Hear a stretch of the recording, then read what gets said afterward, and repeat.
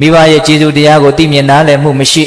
သိမြင်နားလည်မှုမရှိတော့ဆက်ရကောင်းမှမသိချိုချိုသားသားပြောရကောင်းမှမသိနုနုညံ့ညံ့ဆက်ဆံကောင်းမှမသိမိဘတွေကိုတကယ်ကျေးဇူးရှင်တယောက်အနေထားပြီးတော့တန်ဖိုးထားရမှမသိတဲ့သားသမီးတွေကမရှိဘူးလားရှိတယ်အဲ့ဓာတွေဟာအင်မတန်အပြစ်ကြီးတာပဲနော်အင်မတန်အပြစ်ကြီးတယ်ဟိုဗမာစကားပုံလည်းရှိတယ်မဟုတ်လားမိဘမျက်ရည်တစ်စက်သားသမီးဒုက္ခတသက်ဟုတ်ရဲ့လားအေးဒါတွေကတချို့ကလည်းပဲမိဘစိန်ရည်တဲ့တယ်လို့ပြောကြတယ်နော်ဦးဇင်းတို့မြတ်စွာဘုရားကတော့စိန်ရည်လို့ဟောထားတာတော့မတွေ့ဘူးမီးလို့ဟောထားတာတော့တွေ့ဘူးတဲ့အိုးတောင်ကြောက်စရာကောင်းတယ်ဗါတဲ့တော့မီးတဲ့မိဘဆိုတာသားသမီးအတွက်မီးပဲကောင်းကောင်းမွန်မွန်မကင်တွယ်တတ်ဘူးဆိုရင်တော့တေချာပေါက်မီးလောင်ခံရတယ်လို့ဆင်းရဲလိမ့်မယ်ဟုတ်ရဲ့လားဦးဇင်းတို့သင်္ကုတ္တပါဠိတော်မှာအခိတုတ်တံဆိုပြီးတော့ရှိတယ်အတူတူလေးပြောပြမယ်ပုံနာတယောက်ကမီးပူဇော်တယ်အကျွေးတွေအမွေးတွေနဲ့ပေါ့လေအဲ့ဒါမြတ်စွာဘုရားကြွသွားတော့ဟဲ့သူရုပ်မှာရက်ဒီမှာမီးပူဇော်နေတယ်ပေါ့အဲ့ဒါလိုမျိုးပြောတဲ့အခါကျတော့မြတ်စွာဘုရားကသင်ကမီးဆိုတာဘယ်နှမျိုးရှိတယ်လဲသိသလားလို့မေးတယ်အဲ့မှာအော်တယ်ဒီမှာမီးတောက်နေတာသူဒါပဲသိမှာပေါ့အဲ့ဒါမြတ်စွာဘုရားကတခါကြီးမီးဆိုတာလောကမှာ9မျိုးရှိတယ်တဲ့ပယ်ရမယ့်မီးက3မျိုးတဲ့ဂယုစိုက်ရမယ့်မီးက3မျိုးတဲ့နော်ငိမ့်တဲ့အချိန်ငိမ့်တောက်တဲ့အချိန်တောက်စေရမယ့်မီးက1မျိုးတဲ့မီး9မျိုးရှိတယ်ပယ်ရမယ့်မီးဆိုတာက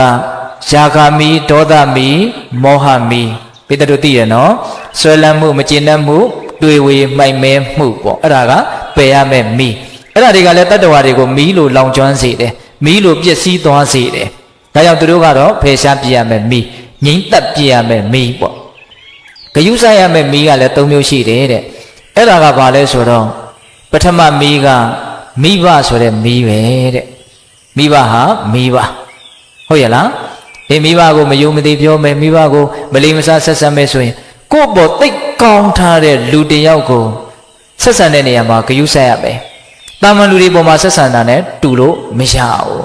တာမန်လူထားတဲ့မေတ္တာစေတနာမျိုးအဲ့ဒီလူကကိုယ့်ကိုထားတာမျိုးမဟုတ်ဘူးမိဘကကိုယ့်ကိုထားတာကတာမန်လူထားတဲ့စေနာမေတ္တာမျိုးဟုတ်သလားအဲ့တော့တာမန်လူပေါ်မှာဆက်ဆံတဲ့လူမျိုးဆက်ဆံလို့ကတော့ဘယ်လိုနည်းနဲ့မှမရနိုင်ဘူးဒါသဘာဝကြကြစဉ်းစားကြည့်တာနော်ဒါကြောင့်မိဘကိုကောင်းကောင်းမွန်မွန်ကင်တွယ်ရမယ်မဟုတ်ရင်တော့အဲ့ဒါမီးလိုလောင်ခံရလိမ့်မယ်နောက်ပြီးတော့ဂဟပတကီတဲ့အိမ်ရှင်လင်ယောက်ျားမီးနော်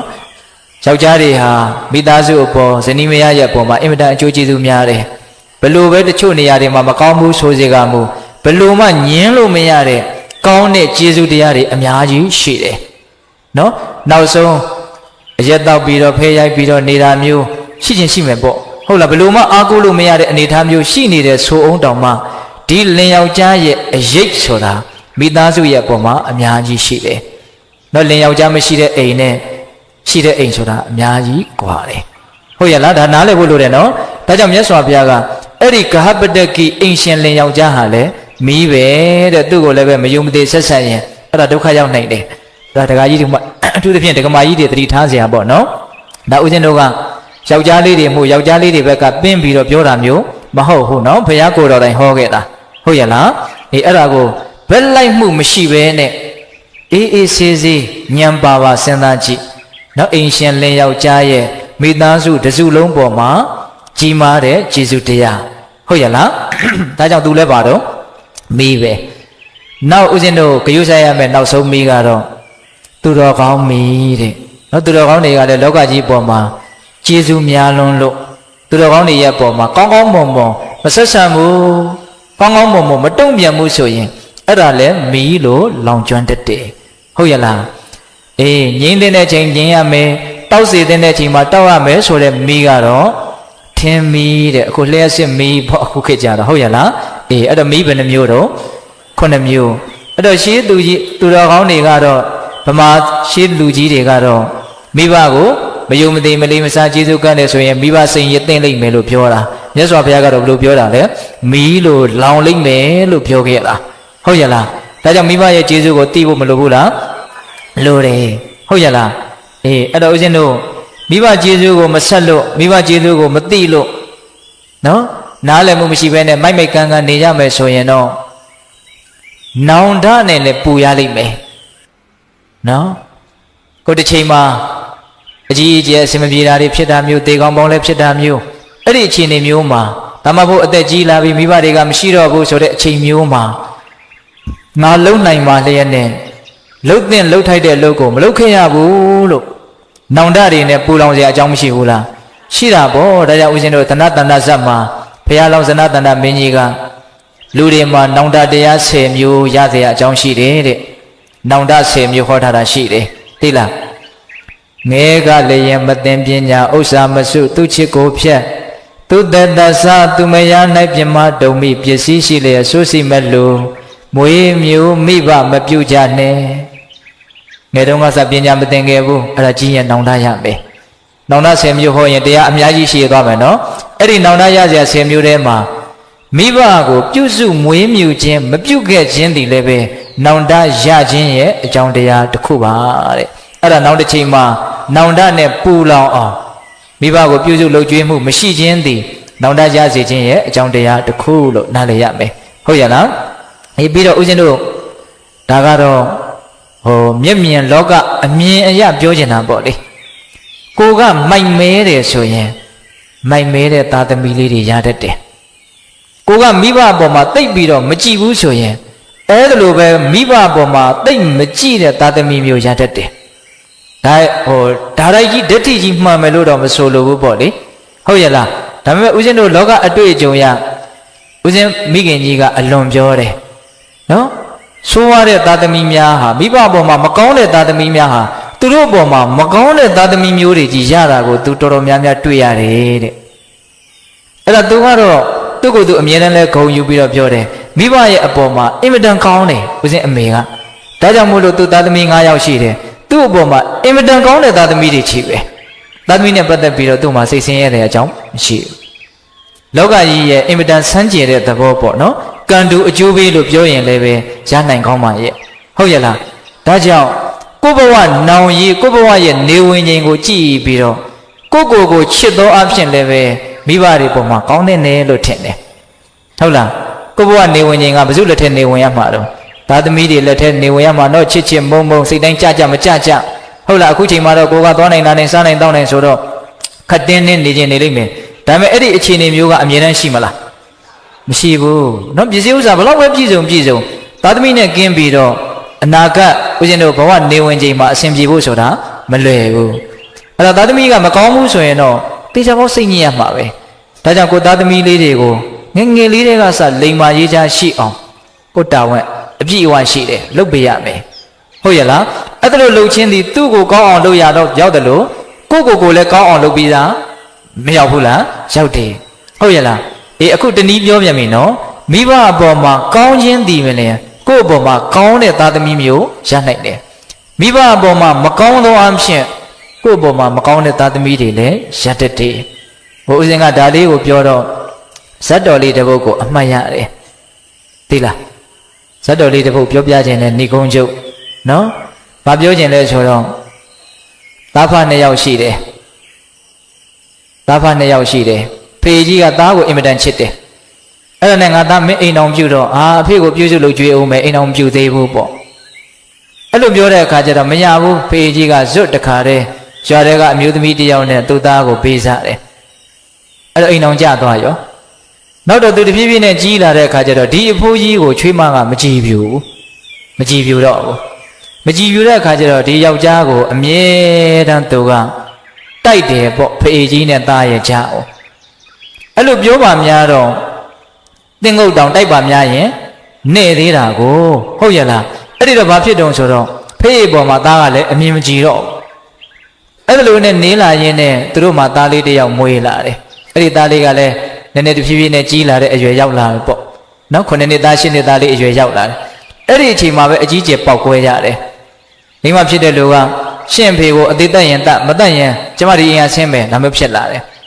အဲ့ဒါနဲ့သားကလည်းဘယ်လောက်ထိမိုက်တုံဆိုတော့ကဲအဲ့လိုဆိုရင်ငါအဖေကိုတတ်မယ်ဆိုရင်ဘယ်လိုတတ်ရမလို့တင်ကြံကိုခေါ်သွားတဲ့တောထဲကိုခေါ်သွားတဲ့ဖေကြီးကလည်းပဲအိုကြီးဆိုဘာမလုပ်နိုင်တော့ဘူးအဲ့ဒါတွင်းတူးပြီးတော့အဲ့ဒီတွင်းထဲကိုထည့်ပြီးတော့ပေါက်ပြားနဲ့သာတခါတည်းထုသက်ပြီးတော့မြုပ်ထားခဲ့လို့အဲ့တိုင်ခိုင်းတာအဲ့ဒါနဲ့သားဖြစ်တဲ့လူကကောင်းပြီဆိုပြီးတော့ဖေကြီးကိုလှဲပေါ်တင်ပြီးတော့တင်ကြံကိုခေါ်တယ် အဲ့မှာသားပေါက်စာလေးကသူတို့သားလေးကအဖေနဲ့အမေနဲ့ကဒီသူ့အဖိုးကိုတတ်မယ်လို့တိုင်မင်းနေတာကိုသူကနားထောင်ပြီးချောင်းပြီးတော့နားထောင်တော့ကြားတယ်အဲ့ဒါနဲ့အဲ့ဒီသားလေးကပညာရှိတယ်ဉာဏ်ရှိတယ်ဒီတိုင်းဆိုရင်တော့ငါအဖေဟာအဖေတတ်တဲ့ကံကြီးထိုက်ပြီးတော့အကြီးအကျယ်ဒုက္ခရောက်မှာပဲ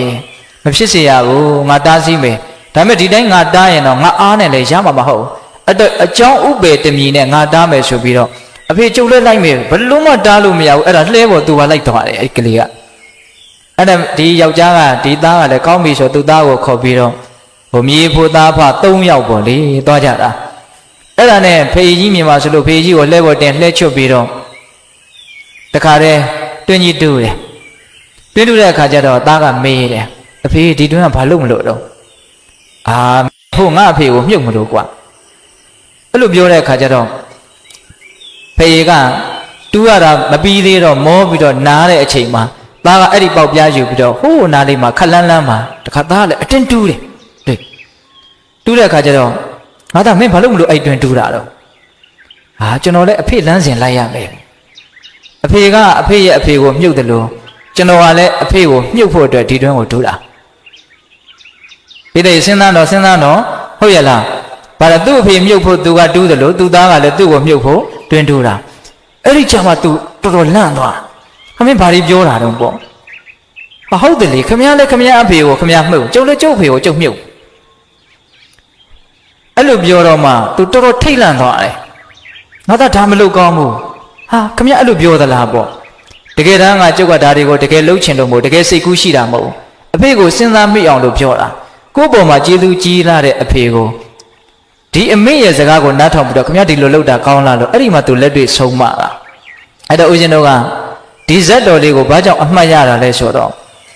ကိုယ့်အဖေကိုမြုပ်ဖို့ကြိုးစားတော့ကိုယ့်သားတွေကလည်းကိုယ့်ကိုပြန်ပြီးတော့မြုပ်ဖို့ကြိုးစားကြတာပဲဒီဥပမာတူစွာပဲဟုတ်ရလားခုလူတွေကစုံရည်ဆိုပြီးတော့ပြန်ပြီးတော့ဆံဖို့ကိုမကြိုးစားဘူး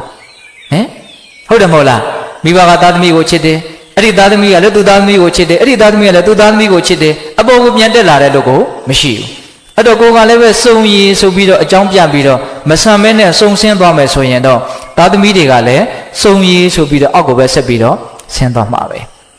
ဟုတ်တယ်မဟုတ်လားအဲ့တော့ဒီစုံရည်ဆိုတဲ့သဘောကြီးကဆံလို့မရဘူးလားရတာပေါ့ကိုယ့်ပေါ်မှာပဲမူတည်တာပဲမဟုတ်လားအဲ့ဒါကိုကဆံရည်ဖြစ်အောင်ကြိုးစားမယ်ဆိုရင်ကိုသားသမီးတွေကလည်းပဲကိုလမ်းစဉ်ကိုလိုက်အတုမြင်အတက်တင်ပြီးတော့ကိုယ့်ရဲ့စိတ်ဓာတ်ကိုလေးစားအားကျပြီးတော့ဟုတ်ရဲ့လား